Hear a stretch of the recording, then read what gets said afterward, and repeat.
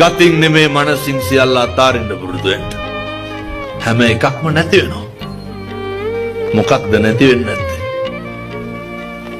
අපේ පෙම්වතා පෙම්වතිය නැති වෙනවා. බිරිඳ නැති වෙනවා. දරුවෝ නැති වෙනවා. ස්වාමියා නැති වෙනවා.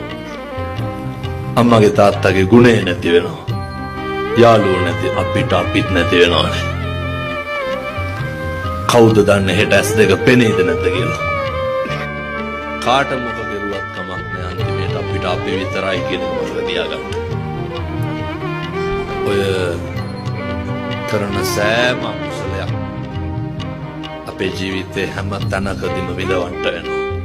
ඊළඟ එක අනේකමත් අපේ ජීවිතේ තීරණය කරන්න එපා.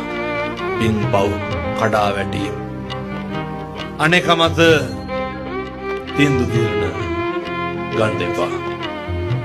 මෙහෙම දේශනා කරේ කාලෙකින් හම්බෙච්ච මනුෂ්‍යාත්ම භාවය නිකන් නිස්කාරණේ නාස්ති කරගන්න එපා.